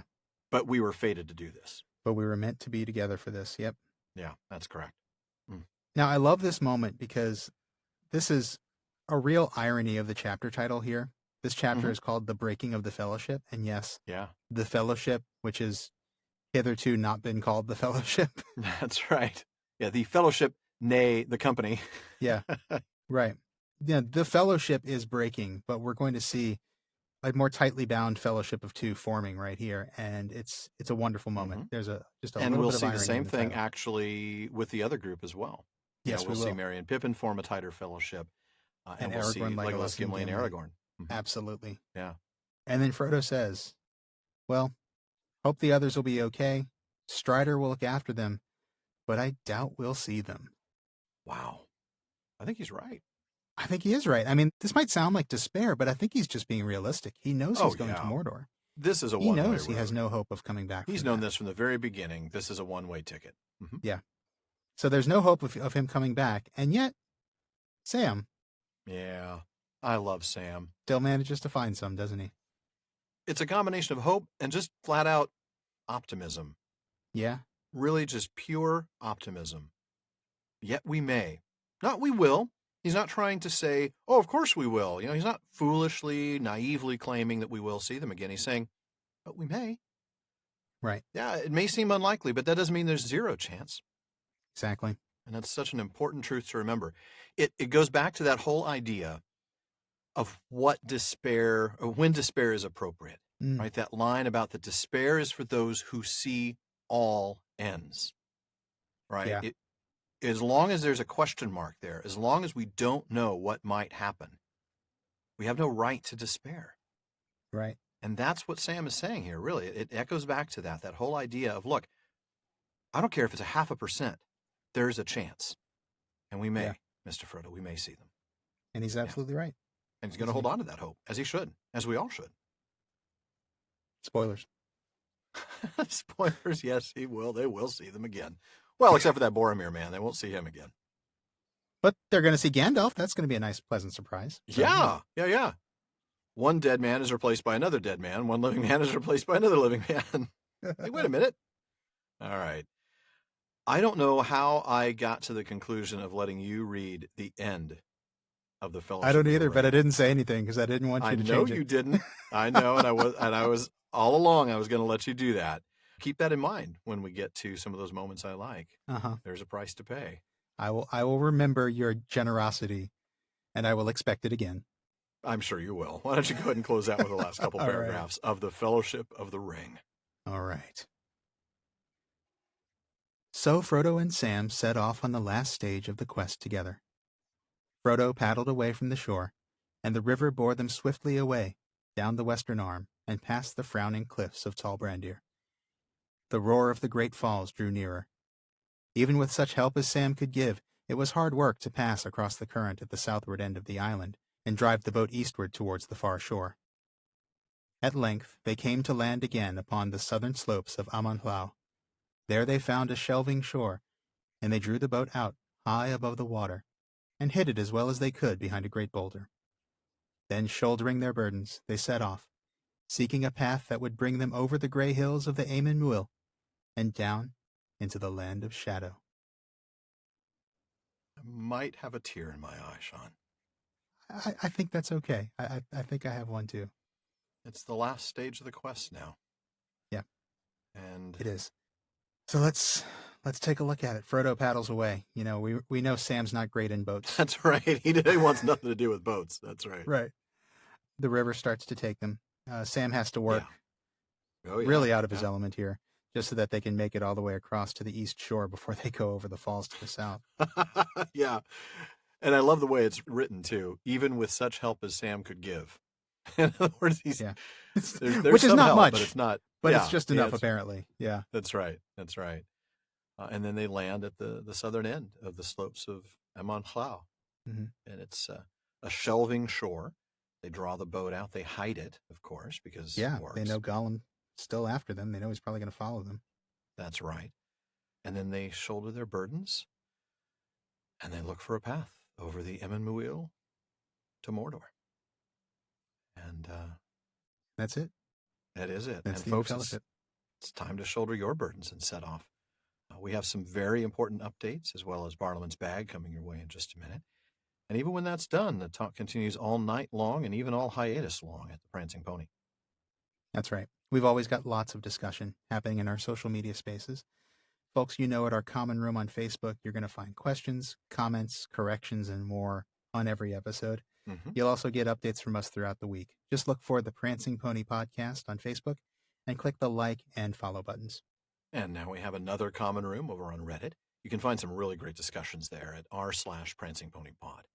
And as always, you can find us on Twitter and on Instagram with the handle @PrancingPonyPod. So follow us wherever you happen to be. If you like us, share us on Facebook, Twitter, Reddit, anywhere you happen to find Tolkien fans. And if you really want to let the world know your feelings about us, give us a review on Apple Podcasts. I know I say this in every episode, but it's true. The more reviews we have, the more visible our podcast is, and that helps others find us and this great community of Tolkien fans we built together. And finally, if you'd like access to exclusive content like postscripts, quarterly specials, direct Discord access like the 30 or so people listening to us record this last episode, and more, check out patreon.com/prancingponypod to find out how you can join the fellowship of the podcast. Now, before we get into the bag, this is some important stuff. We want to talk a little bit about our hiatus and next season. That's right. So we've got a hiatus coming that's slated to run for 5 weeks. You're going to get our season finale next week, and then we're going to be off for a bit, and we're planning to come back with a Hobbit Day release on September 20th. That's right. Now, by the time you're actually listening to this, we will already be on our hiatus. And in fact, we'll probably be very close to starting recordings for the next season. But we're far from idle during this break. And not just on the usual, things like putting together the roadmap for the next season, working on new merchandise, and trying to figure out when we can travel to Moots again. Right. We'll be doing all that stuff, but also we have bigger plans. That's right. See, as the show has grown, so has the amount of time that each of us have put in. But we want to continue to grow. We want to grow a bigger and more engaged community of Tolkien fans. And that means making the Prancing Pony podcast even more than it is right now. Mm-hmm. But how do we do that? Well, with your help, of course. Barlaman is officially hiring. Bob and Nob are fine if you want a bellhop and a stable boy, but we're going to need a lot more than that to grow this Prancing Pony. So we're looking for a few of you to join us. That's right. We're looking to hire a webmaster, an editor, a social media manager, someone to help with merchandise, and possibly a research assistant. That's right. The idea is to team up with some of the amazing talent in our Tolkien community and free ourselves up to do the things that only we can do. Write, record, do live events, and engage with all of you. That's right. Now, none of these are full-time roles, of course, just something you can do in a few hours a week. But if you're interested in any of them, please be sure to let us know at barlaman@theprancingponypodcast.com. And also check out our social media channels for more details. And one more thing, in order to help cover the costs of hiring this team, we are going to be putting dynamic ads in our back catalog of episodes. Now, we're going to keep it reasonable. We're not going to be dumping 5-minute ad breaks in there or anything. But it's a simple and easy way for us to help ensure that the show not only sticks around for the next several years, but has the resources to get better every season as we build a team around us. So just want to let you know about that. And for those of you who are on Patreon, we haven't yet figured out at what level, but we are going to make ad-free episodes available at either the $5 or $10 tier. So that is always an option if ads bug you too much. So just be aware of that. We'll have more details on that as the hiatus, as we go through the hiatus. Yes, we will. And thank you for your time listening to all that. Yeah, absolutely. And now I think it's finally time to see what old Barlaman has in the mailbag for us. Sean. All right. Well, this marks the end of our first 2 years of going through this book with all of you. Wow. And as you know, because we keep on saying it, we've got about 4 years to go just in Lord of the Rings. That makes it the perfect time to bring up this question from Marta C. in Portugal. Marta asks, why do non-readers and casual readers alike believe that Lord of the Rings is too long? Depending on the edition, the 3 volumes add up to around 1,200 pages. But if you take out the appendices, it's almost exactly 1,000 pages, which, if taken as a single book, is indeed fairly long. True. However, most of those people who think Lord of the Rings is so very long generally believe it is a 3-book series, in which case he's basically saying each volume is actually pretty short when compared to other modern epic fantasy series, where each book in the series seems to be around 800 to 1,000 pages long. That's right. Things like Song of Ice and Fire and Wheel of Time and others. Yeah. And it's a good question. We're going to have to speculate on where the idea came from, since obviously we don't believe that ourselves. Frankly, we seem pretty obviously dead set on making it last as long as possible. We're kind of taking the scenic route, though. Some would say we're rushing. Take the long way home. There you go. Supertramp. But it is certainly interesting, especially when compared to other fantasy novels, which we can look up page numbers for online. So Lord of the Rings is about 1,000 pages total. It's anywhere from 300 to 500 per volume.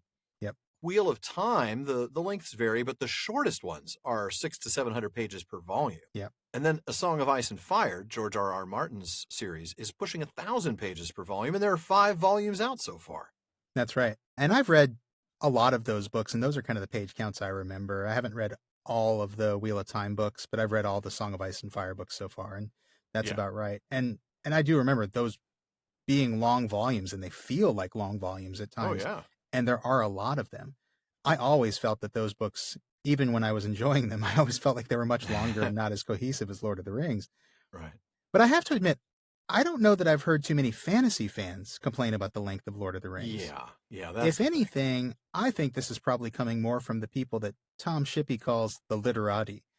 Mainstream scholars and critics who just don't understand the appeal of a fantasy book to... The literati, yes. The literati. To, the appeal of a fantasy book to grown people. Yeah. And I think that's part of the issue. Yeah. I think they're comparing Lord of the Rings to, let's say, literary fiction works and classic modernist novels, which are frequently quite short. Right. For example, one of my favorite non-fantasy novels of the 20th century, Ernest Hemingway's The Sun Also Rises, is only about 250 pages. That's true. It's a short book. Yeah. Yeah.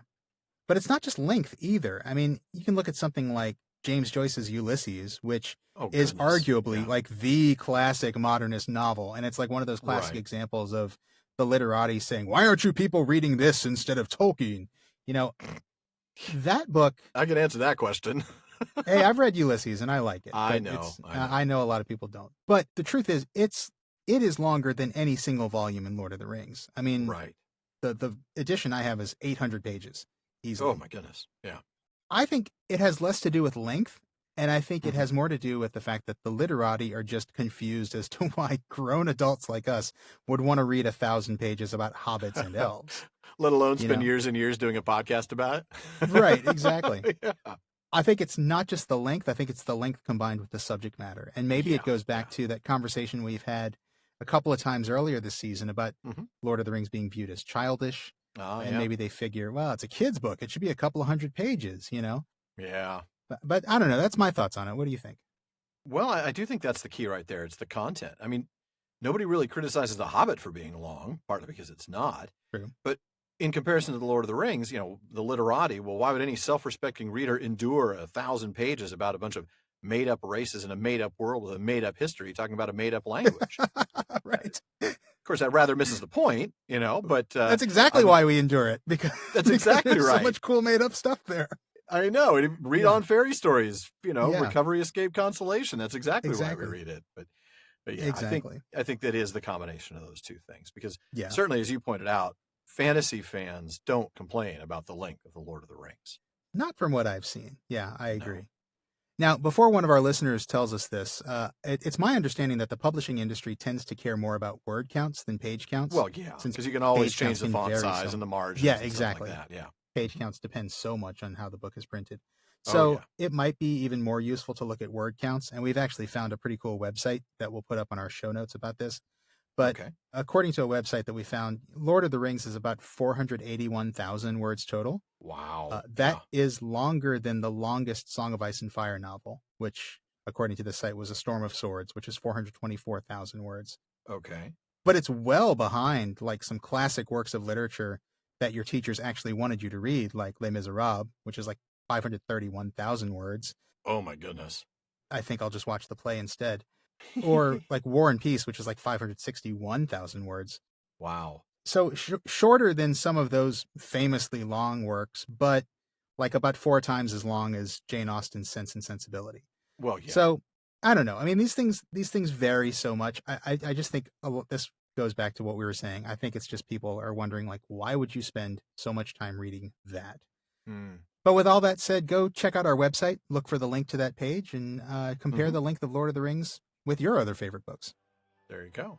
Well, folks, that wraps it up for another episode of the Prancing Pony Podcast. Now, please be sure to join us again next week when we close out Season 4 with one of our favorite guests, Dr. Verlin Flieger. Oh, yeah. Dr. Flieger's always great to have on the show.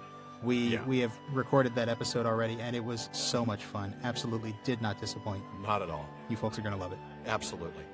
Now, as always, folks, we want to thank each of you for listening, and we also want to give a very special thank you to our patrons at the Kier Dance Contribution Tier. There are a couple of new names tonight.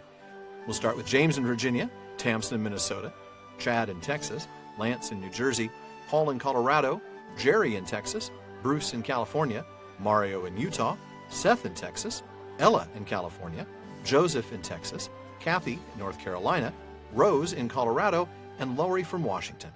Thank you all so very much. My gosh, thank you all so much. Really amazing. And folks, make sure you don't miss a single episode of the Prancing Pony Podcast. Subscribe to the show through Apple Podcasts, Spotify, or your favorite podcast app.